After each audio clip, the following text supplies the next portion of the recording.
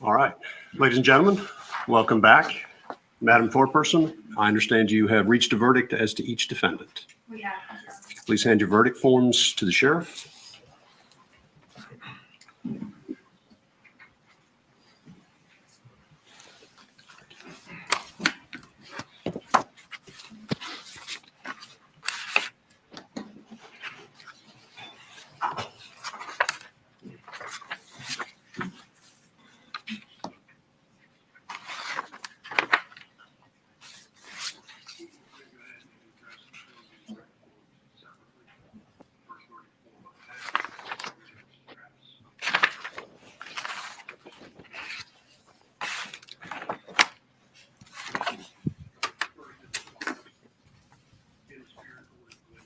All right, I'm going to go ahead and address each one of these verdict forms separately. First verdict form I have is the State of Georgia versus Travis McMichael. Mr. McMichael, please stand. Verdict is as follows. In the Superior Court of Glenn County, State of Georgia, the State of Georgia versus Travis McMichael, case number CR 000433. Jury verdict form. Count 1, malice murder. We, the jury, find the defendant, Travis McMichael, guilty. I'm going to ask that whoever just made an outburst be removed from the court, please.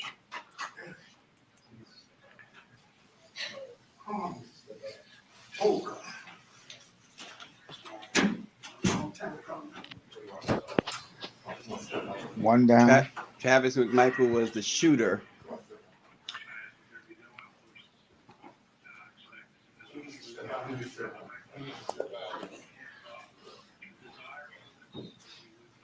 The judge is waiting for the person who made the noise to be removed, which is typical. There's whether As this court has indicated, I ask that there be no outbursts in the court, and I expect as much from the gallery. Please respect the court's desire for this as we move forward. If you feel like you need to make a comment or otherwise demonstrate with respect to the verdict, I do ask that you step out of the courtroom now. Count 2, felony murder. We, the jury, find the defendant, Travis McMichael, guilty. Count 3, felony murder. We, the jury, find the defendant, Travis McMichael, guilty. Count 4, felony murder. We, the jury, find the defendant, Travis McMichael, guilty. Count 5, felony murder. We, the jury, find the defendant, Travis McMichael, guilty. Count 6, aggravated assault. We, the jury, find the defendant, Travis McMichael, guilty. Count 7, aggravated assault. We, the jury, find the defendant, Travis McMichael, guilty. Count 8, false imprisonment. We, the jury, find the defendant, Travis McMichael, guilty. Count 9, criminal attempt to commit a felony. We, the jury, find the defendant, Travis McMichael, guilty. Dated this 24th day of November, 2021. All charges for Travis McMichael guilty. Have a seat. As to Gregory McMichael, in the Superior Court of Glenn County, the State of Georgia versus Greg McMichael, case number CR 2000433. Jury verdict form. Count 1, malice murder. We, the jury, find the defendant, Greg McMichael, not guilty. Count 2, felony murder. We, the jury, find the defendant, Greg McMichael, guilty. Count 3, felony murder. We, the jury, find the defendant, Greg McMichael, guilty. Count 4, felony murder. We, the jury, find the defendant, Greg McMichael, guilty. Count 5, felony murder. We, the jury, find the defendant, Greg McMichael, guilty. Count 6, aggravated assault. We, the jury, find the defendant, Greg McMichael, guilty. Count 7, aggravated assault. We, the jury, find the defendant, Greg McMichael, guilty. Count 8, false imprisonment. We, the jury, find the defendant, Greg McMichael, guilty. Count 9, criminal attempt to commit a felony. We, the jury, find the defendant, Greg McMichael, guilty. This 24th day of November, 2021, signed by the foreperson. So all but the malicious murder charge against the father, Mr. William R. Bryan, is guilty. in the Superior Court of Glenn County, State of Georgia versus William R. Bryan, case number CR 2000433, jury verdict form. Count 1, malice murder. We, the jury, find the defendant, William R. Bryan, not guilty. Count 2, felony murder. We, the jury, find the defendant, William R. Bryan, not guilty. Count 3, felony murder. We, the jury, find the defendant, William R. Bryan, guilty. Count 4, felony murder. We, the jury, find the defendant, William R. Bryan, guilty. Count 5, felony murder. We, the jury, find the defendant, William R. Bryan, guilty. Count 6, aggravated assault. We, the jury, find the defendant, William R. Bryan, not guilty.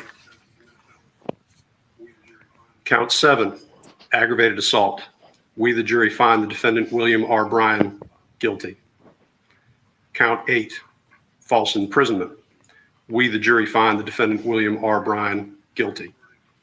Count 9, criminal attempt to commit a felony. We, the jury, find the defendant, William R. Bryan, guilty. Signed this 24th day of November by the foreperson. And there you have it, folks. Guilty verdicts on the most Court having serious charges. read the verdicts and accepted the verdicts. The judges Anything from the accepted the state? verdicts. No, Your Honor, nothing from the state. We can now remove that feed. Katrina Hamilton is with us from the Muslim Journal. Dr. Benjamin Chavis, our president and CEO, is with All us. right, ladies and gentlemen, North I'm going to Carolina. ask each of you individually They're a set of two gonna poll questions the with jury respect now, to the verdicts that I have but, just read. If you could please respond when you hear your juror number. We will discuss. Juror number 1, you have heard the verdicts read. Were these your verdicts then, and are these your verdicts now? Yes, sir. Juror number 2, you have heard the verdicts read. Were these your verdicts then, and are these your verdicts now? I think I can't. Okay, 2. Juror number 3, you have heard the verdicts read. Were these your verdicts then? They're and are just these your doing verdicts the polling now? to make sure that no one's Juror changed their number mind 4, or was forced or you have coerced heard the verdicts in any read. way. Were these your verdicts then, and are these your verdicts now? Yes, sir. Juror number 5, you have heard the verdicts read. Were these your verdicts then, and are these your verdicts now? Yes, Your Honor. Juror number 7, you have heard the verdicts read. Were these your verdicts then, and are these your verdicts now? Yes, Your Honor. Juror number 8, you have heard the verdicts read. Were these your verdicts then, and are these your verdicts now? Yes, Your Honor. Juror number 9, you have heard the verdicts read. Were these your verdicts then, and are these your verdicts now? Yes, Your Honor. Yeah, and there you have it. That was a You have heard- formality with any court proceeding. They always poll the jury, especially if there's a guilty verdict. But is there any surprises here, Katrina? I can think of one small one that I have, but let me go to you first, Katrina Hamilton of the Muslim Journal. I think the first surprise is relief.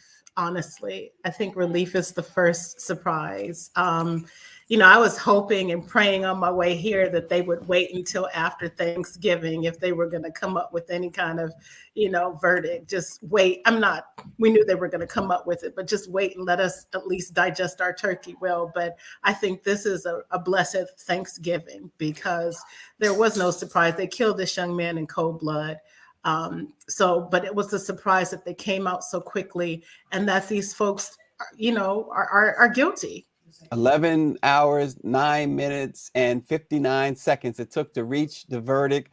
And we at some point we expecting our legal expert, Attorney Tarver, to join us. We're hoping he is able to join us. Dr. Chavis, you actually happen to be in the South at the moment. What's the feeling there where you sit? Well, I'm in North Carolina, and first of all, I think that this was a trial not only of the 3 white men who murdered Ahmaud Arbery, but America was on trial. And in this case, a jury, a predominant white jury, have found these 3 men guilty of all the most serious felony charges. There were 1 and 2 not guilty, but they were on the lesser charges. So I'm certain that Ahmaud Arbery's mother and family who were there in the courtroom, I saw her nodding her head as the verdicts were announced. Nothing can bring back the life of Ahmaud Arbery, but we can keep his legacy and his memory alive. And we need to make sure that all courts, all judges, all prosecutors, all defense counsel learn something from what has just happened in Georgia. This was just not Georgia on trial. This was America on trial. And in this, Black people, people of color, have struggled so long and so hard, have had so many insults, so many defeats, so many lynchings, so many murders, so many bombings, so much oppression. And so no one case can alleviate it, but anytime we can win a victory for freedom, justice, and equality, we need to claim it. And in this case, we claim it. And James Wright of the Washington Informer is joining us. Attorney Tarver, I'm told, will be joining us in less than 10 minutes. But what was interesting was the malicious murder charge was not guilty for the dad, Greg McMichael, and that to me was sort of a bit of a surprise. And the Rowdy Bryant verdicts was sort of a surprise too. In the sense that he did get a felony murder conviction. And he was, I think the surprise was that there was 2 counts or 3 counts. I believe they found him not guilty, but he still got hit with some serious, all the charges are life in prison without the possibility of parole. James, did you see anything that surprised you from this verdict? Well, it did surprise me in terms of, like you just said, some of the not guilty, the jury issued not guilty in terms of some of the charges. But I have to remember that we're dealing with technicalities here. There has to be a meeting of technical requirements in order to be charged with a crime. And so perhaps the jury felt that that particular crime was not, the requirements were not met in terms of being charged with that crime. So that was really a technical issue. I will say that I like this. Let me tell you, the reason I like this is because this was done right. And I like even the fact that the jury got so technical, they decided to go in terms of not guilty on some charges in order to be right legally. And there should be no question about that, as opposed to what happened in Kenosha, Wisconsin last week. Well, and first of all, Katrina is right. There is a federal trial coming up as well for these 3 men on February 20th of 2022. So they're still facing federal charges to go along with these state charges. But what, again, we're expecting our legal expert to come on shortly. But what type of sentence? The prosecutor did not seek the death penalty. The judge does have some leeway, but these sentences, these charges, Dr. Chavis, these convictions, particularly the felony murder, which all 3 of them were convicted of, carry life in prison without parole. Yes, and again, they're still going to have another trial, and I think these convictions today will also assist the federal government in the racial hate crimes. Because keep in mind, they have not been tried yet for the hate crimes that they committed. So they're going to spend the rest of their lives in jail.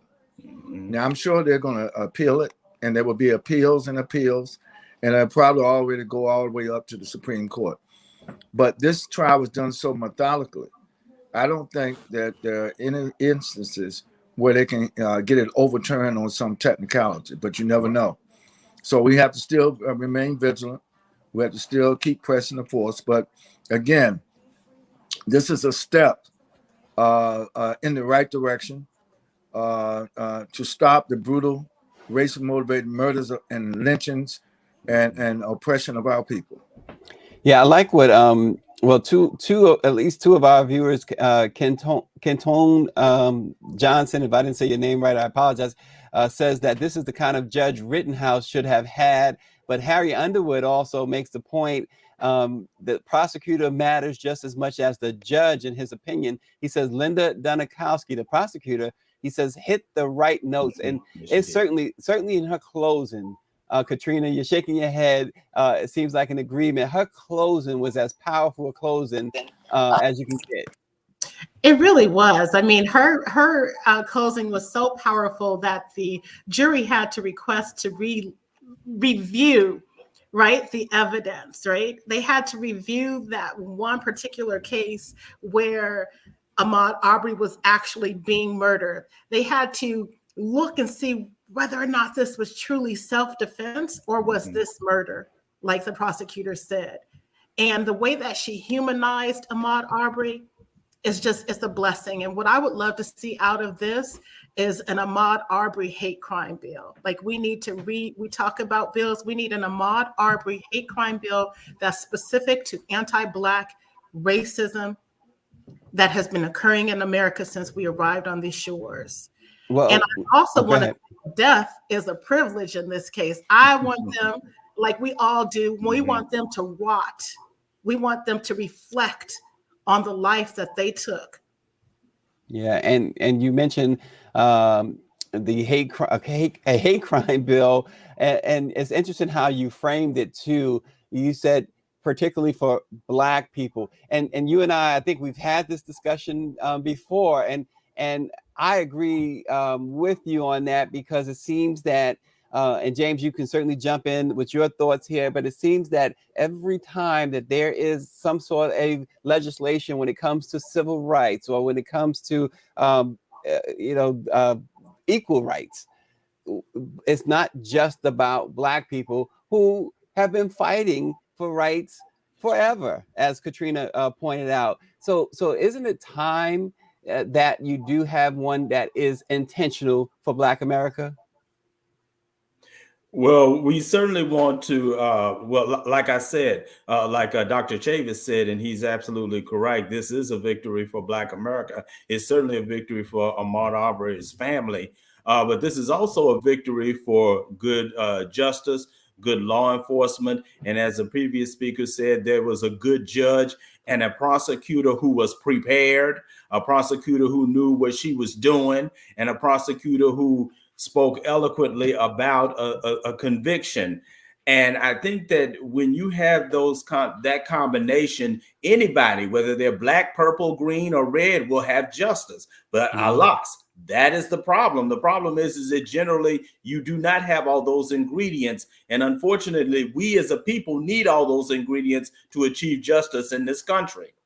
Yeah, and if you're just joining us, folks, it's a very, very special edition of the NMPA's Let It Be Known. The verdict is in the case of the men who killed Ahmaud Arbery, guilty essentially across the board.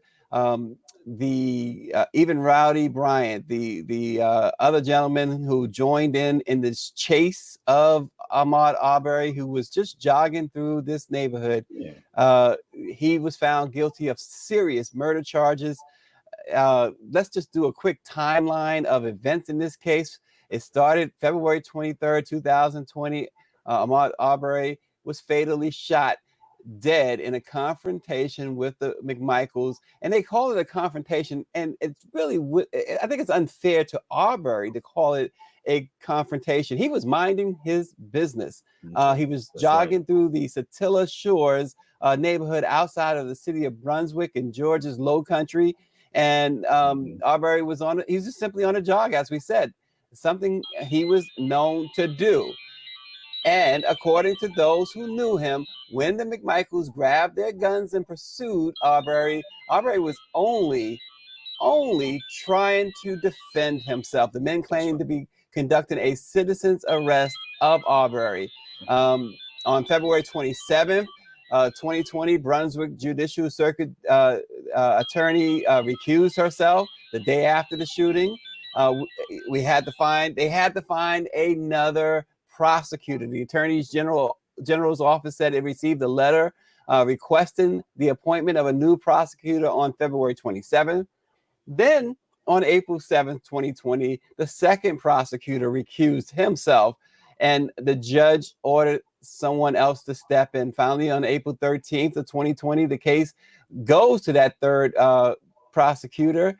And on May 5th, 2020 is when we first saw the video of the shooting of Ahmaud Arbery, which really tipped the scales in this case. James, I know that was a huge turning point to see that disturbing video in which, in fact, James and Katrina and Dr. Chavis, the jury, the one piece of evidence they asked to be shown again was that video. And it had, legal experts speculating that maybe someone was seeing something different. Maybe someone was looking at a not guilty charge. Attorney Tarver, thanks for joining us. Robert Tarver, he is our legal expert. Your initial take on this, and the fact that Attorney Tarver, the father was not convicted of the malicious murder charge, just felony murder. And I say just, it's not just, but he was convicted of felony murder. Rowdy Bryant, of course, was not convicted of malicious murder, but was convicted of a lesser felony murder charge. How do you assess this from a legal standpoint?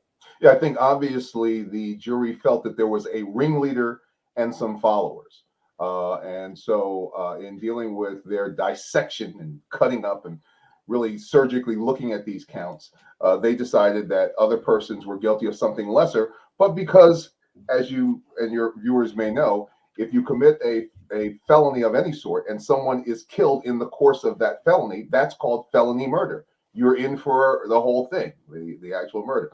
If you remember, I on your program said that I thought that this jury would come through with a guilty verdict for murder. And the reason I thought that was because the evidence here, unlike the Rittenhouse case, the evidence spoke for itself. There wasn't a whole lot of dissection that you really had to do. The only difficulty, realistically, was the fact that the defense attorneys tried their best to paint this in a completely different light, but it was an irrational light.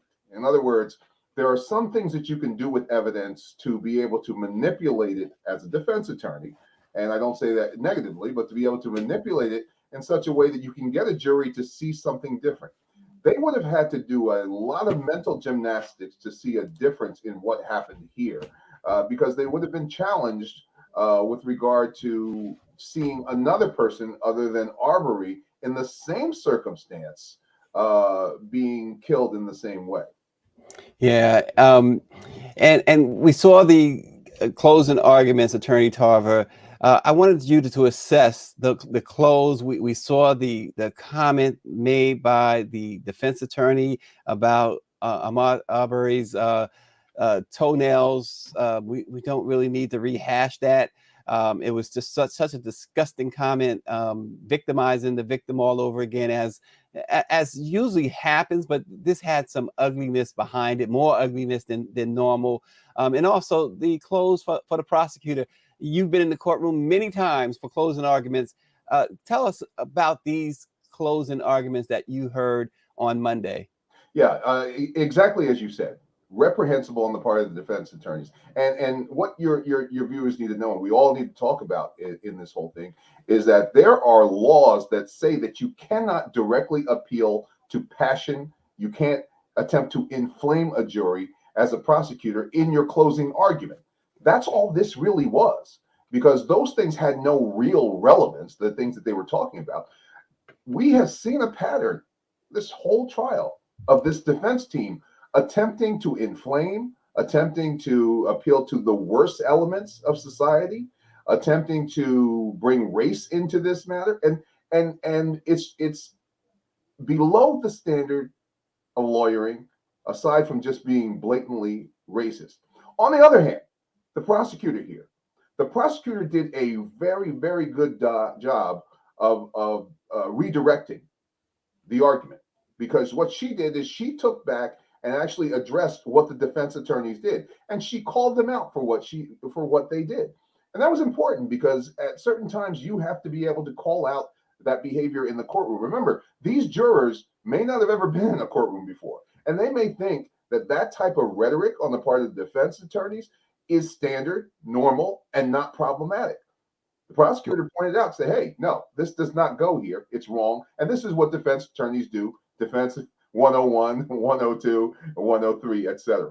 Yeah, again, if you're just joining us, the verdict is in the case of the men who killed Ahmaud Arbery. Travis McMichael, who was the actual shooter, was convicted on all 9 charges, including malice murder and 4 counts of felony murder. McMichael's father, Gregory McMichael, was found not guilty of malice murder, but was convicted on the remaining charges, including the felony murder counts. Their neighbor, William Rowdy Bryant, was found guilty of 3 of the felony murder counts and a charge of criminal intent to commit a felony. Katrina, I know you mentioned a few things here about playing they're trying to play fiddle, play those violin strings, the dehumanization and criminalization of Black people. I want you to expand on that for our audience, please. Well, they did it with, last year, they did it with George Floyd, trying to make him look like a criminal, trying to talk about his drug use and all of these things. And so, they honestly tried to criminalize this young man to justify why they felt threatened about him running in this neighborhood. In spite of the fact that they had evidence that showed that other folks would come into that house who were white, and they were actually taking things and doing things. And this young man was just looking around, no weapons, nothing. He did not pose a threat to anyone. And as Miss Claudette Perry said, the only thing that he posed a threat was about the fact that he was Black. So you see this young Black male running, and now all of a sudden you're going to call 911 and they ask you, why are you calling? What is the crime? We see a Black man running. Seriously? Yeah. And so again, dehumanizing this young man and talking about his toenails. What does that have to do with the fact that you killed him? Anybody in their right mind would try to defend themselves if somebody is running after them and then trying to kill them with a gun. What are he supposed to do? Just stand there and say, oh, shoot me. Yeah, well, we just, the Black Press of America just got a statement from attorney Ben Crump, and I'll read it. It says, after nearly 2 years of pain, suffering, and wondering if Ahmaud's killers would be held to account, the Arbery family finally has some justice. Nothing will bring back Ahmaud, but his family will have some peace knowing the men who killed him will remain behind bars and can never inflict their brand of evil on another innocent soul. Attorney Crump goes on to say, while today is not one for celebration, it is one for reflection. This case, by all accounts, should have been opened and closed. The violent stalking and lynching of Ahmaud Arbery was documented on video for the world to witness, but yet because of the deep cracks, flaws, and biases in our systems, we were left to wonder if we would ever see justice. He concludes by saying, today certainly indicates progress, but we are nowhere close to the finish line. America, you raised your voices for Ahmaud. Now is not the time to let them quiet. Keep marching, keep fighting for what is right, and never stop running for Ahmaud. The words of attorney Benjamin Crump after the jury sent a resounding message to the killers of Ahmaud Arbery. Powerful statement, James. Yes, that is a powerful statement by attorney Ben Crump. And now it's time for the Georgia bar to send a powerful message to those defense attorneys. If I was a defense attorney, the last thing I would have done would have pointed out what ministers were in the crowd or talked about dirty toenails. What you're supposed to do is you're supposed to defend your client. You defend your client to the best of your ability. The best thing they could have tried was to try to humanize those guys, and they were monsters. But instead, they talked about dirty toenails and Reverend Jesse Jackson being in Al Sharpton being in the courtroom. And I think some of the jurors may have been turned off by that. Of course, Judge Tim Halsey was turned off by that, and he wouldn't allow that nonsense to continue. Well, it certainly, as someone pointed out earlier, I think we read it too. That the judge in this case was the polar opposite of the judge in the Kyle Rittenhouse case. Yes. Attorney Tarver, obviously these individuals are going to appeal. Is there any wiggle room here? Do you see any grounds? Again, you've been doing this for a long time, and you've seen just about everything there is to see. Is there any cracks in the armor? Well, look, the bottom line is they do have a right to appeal, as does everyone. But just remember this: just as we've seen the judge in the Rittenhouse case, and just as we've seen this judge, there are all different types of judges out there, and they sit not only at the trial court level, but they also sit at the appellate level. So you never know who you're actually going to get on an appellate panel and how they're going to see this and what biases and prejudices they have. Brother Washington was talking about how these defense attorneys behave. They behaved according to the historical precedent of how attorneys behave when you're dealing with a weak case but a black defendant. And that is to point out his blackness, to infer the threat of his blackness, and to infer that there is fear simply because of the fact that that particular person is black. And what that does is it highlights the double standard of criminal justice. The fact that there is something that we've always talked about as being a black man's reasonable doubt and a white man's reasonable doubt. In this particular case, it's impressive because they did not get the white man's reasonable doubt here. Mm-hmm. And large part of that is because the evidence spoke for itself. It's hard to deny what happened on that video. It's hard to deny the fact that this is a young man that was basically minding his own business, and they thrust themselves into a situation and then wanted to cry self-defense. Attorney Tarver, I'm going to stay with you for 1 second. Earlier today, renowned attorney Alan Dershowitz made a point that, and I thought it was kind of scary to listen to, but he talked about the black pastors, and he talked about the praying outside that they were doing, and he said that, if this was a black defendant, and would they want white pastors doing this? He says years ago, decades ago, when it was the norm for all white juries to convict black people, they would have white people outside making noise and protest and making sure that the black defendant was found guilty. And he says it was wrong then, and it's wrong for black pastors to do the same thing. So obviously they're going to try and use that as the grounds for appeal, which is why he asked for a mistrial 9 times, which is why the defense, I should say, asked for a mistrial 9 times. Yeah, they're going nowhere with that. The fact of the matter is, where was Mr. Dershowitz when police officers en masse gathered inside of courtrooms in New York and Philadelphia and other cities? When they still do. Brethren were being tried. Where was his voice then? Where was his outrage at that particular point? We've got a lot of people who have selective outrage, and unfortunately, I know Alan Dershowitz.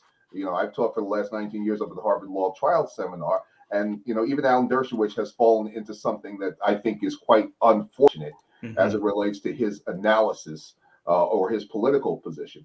The fact of the matter is this: courtrooms in America are supposed to be open to individuals.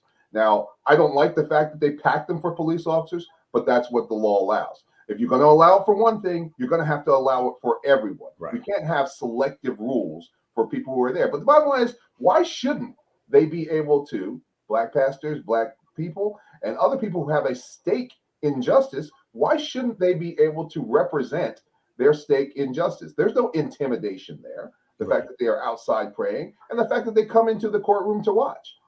they've always used the intimidation card against us because they know that one of the few tools that we have had historically is our ability to show up, show out, and protest. Yeah, absolutely. And you mentioned the video, Katrina. That brings me to something. You go to a movie, you may have watched a movie 10, 15 times, and if you watch it the 11th or the 16th time, there's always something you seem to miss. At least I do, right? And today, when the jury requested to see the video again of the shooting and killing of Ahmaud Arbery, I noticed a couple of things that I didn't notice before. One was Greg McMichael, who was in the back of the pickup truck. When he got out after the shooting, he got out of the truck. His handgun was at his side. He had it in his hand at his side, and basically, he went to make sure that it was his son who was okay, and who knows what else was in his mind. We can certainly guess. And the other thing I noticed was when Travis shot Ahmaud Arbery, Travis McMichael, the way he shot him and walked away like he was just an animal that he just shot and slaughtered, and he walked away with this idea that he had conquered something. It was so disturbing. Katrina, I wanted to get your thoughts on that. Again, and I apologize, because now I'm thinking, from Ahmaud Arbery's mother, right? Having to relive all of that. And my slogan is, what would white folks do if they didn't have their dogs and their guns, right? How would they really be able to defend themselves? But we sit up and they hunt. And so they hunted this young man. They hunted him. And so we have to understand that not just in southern states. I think it's easy for us to think, I'm here in California and we think, oh, we're not in the South.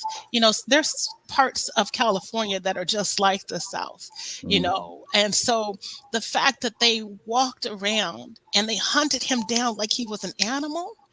I mean, I just, the jury saw that, and I do want to say that justice not only for Black people occurred today, but justice for people who are human, who are humanist. Okay, because there were 12 jurors, and we did not have an all Black jury. We didn't even have, 6 Black people on the jury. I believe there were 11 white jurists, and so there were people on that, and the Black person, of course, on that jury. But there were people who saw the humanity, and they saw the fact that these criminals, they were the criminals, that these criminals hunted down a young man for running, and they treated him like he was some kind of an animal to be bagged and stuffed and put on somebody's mantle. Not today. You will spend the rest of your lives reflecting on this. We're getting statement after statement. Just got a statement now from Congresswoman Val Demings, who very short statement, especially compared to Attorney Crump, when you understand why Attorney Crump's statement was so long. But the Congresswoman says that Ahmaud Arbery should be alive today. This tragedy should have never happened. She says, I am keeping his family in my prayers. We must move forward together to dispel the shadows of our past and to ensure the safety and civil rights of every American. Congresswoman Val Demings speaking. James, I know you've covered the Hill, and Congresswoman Demings is also a former law enforcement officer. So this must really touch certain areas to her that perhaps it doesn't with others. Well, she was the former police chief of Orlando before she got really heavily into politics. And that means a lot. And by the way, as you know, Stacey, she's running for the U.S. Senate in Florida. This is very important. What she's saying is because as a former law enforcement officer, they tend to be a little bit more conservative when it comes to law enforcement issues. But she emphasized that this is justice for everyone. And like Attorney Tarver said, this is just one case. But this can make a difference in terms of how we move forward in dealing with people who decide that they want to be hunters, but instead of hunting animals, they want to hunt humans, and putting a stop to this. Yeah. Again, as we going to close, I wanted to just give everybody a closing thought on the verdicts. The verdicts are in, folks. If you're just joining us, guilty, guilty, guilty. All three guilty of serious crimes. Travis McMichael guilty of all 9 counts. His dad guilty of felony murder, and Rowdy Bryant also guilty of felony murder. First, I'll let James go. Then we'll let Katrina give us her closing thoughts, and then we'll let the legal expert give us his closing thoughts. Attorney Robert Tarver. Go ahead, James. Yes, let me just say that I think America breathed, well, decent people in America breathed a sigh of relief at this particular these verdicts, because these verdicts were basically right. They were done based on law and not feelings and emotions, and they were done with a sense of fairness. And so I think America, at least for right now, can breathe a sigh of relief that justice has been done. Thank you, James Wright of the Washington Informer. Katrina Hamilton of the Muslim Journal. Thank you so much, everyone. I just, knowing that we are one humanity and that we're put on this earth to come together to know one another, I think it is time for us as a people to start supporting our young people and making sure that they are going into the criminal justice system on the other side, that they're becoming the attorneys, that they're becoming the judges, that they're becoming educators, that they're supporting our people and making sure that justice is served on all sides. So this is just the beginning. And I'm just so grateful that we were able to have a happy Thanksgiving this year in 2021. Yeah, and Attorney Tarver, outside the courtroom, I'm looking right now. There's a chance breaking out. The demonstrators are saying, "Say his name," and they're saying Ahmaud. They're chanting Ahmaud Arbery. There is a massive crowd outside the courthouse there down in Glenn County, Georgia.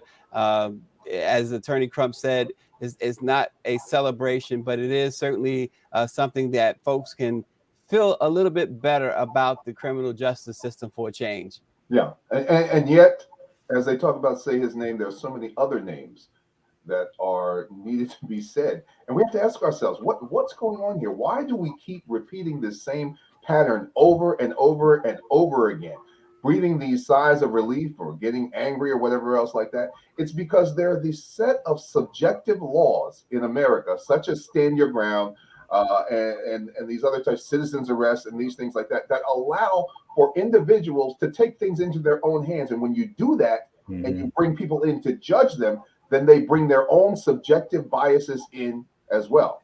These laws have to go. These laws have to be changed. And we also have to make sure, as Katrina said, we have to make sure that we stay on top of the processes here. We got to start serving on juries. We got to start showing up when it's time to show up. That's our deficiency. But this is a time, I believe, for reflection, and it is a time to breathe a sigh of relief. Yeah, and Attorney Tarver, you cannot mess up Katrina's name. I do it enough. I started thinking, Alexander Hamilton and Washington and whatever. No, it is the fabulous Katrina Hamilton. As Marvin Hagler added marvelous to his name, we'll add fabulous to Katrina's name as well. But thank you, Katrina Hamilton of the Muslim Journal, James Wright of the Washington Informer, and certainly Attorney Robert Tarver, the Tarver Law Firm in New Jersey. Y'all should look them up. Hopefully, you don't get in any trouble, but still look them up anyway. Dr. Chavis, we didn't get your last thoughts on this, Dr. Chavis. Well, thank you. And I want to thank all of our guests for joining us on breaking news. This is what we do in the Black Press of America. We have to respond when situations happen.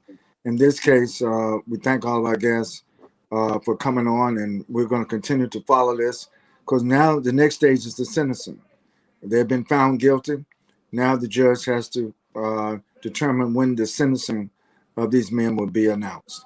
So the struggle continues. We've won what I would call a Pyrrhic victory today, but we got to keep fighting for freedom, justice, and equality, not on behalf of the Black press, not on behalf of Black America, but as Katrina said, on behalf of all, this is a case for all of humanity to stand up and demand that justice be done. And Dr. Chavis, the struggle continues. What is the saying? Luta continua. There it is from Dr. Benjamin Chavis. We appreciate everyone for joining us today. This has been a very special report from the National Newspaper Publishers Association, the verdict of the men who killed Ahmaud Arbery. Thank you so much for joining us. Everyone have a safe weekend. AAA is expecting travel to be enormous this weekend. So be safe, wear your mask, and just stay safe, everybody. We will see you soon.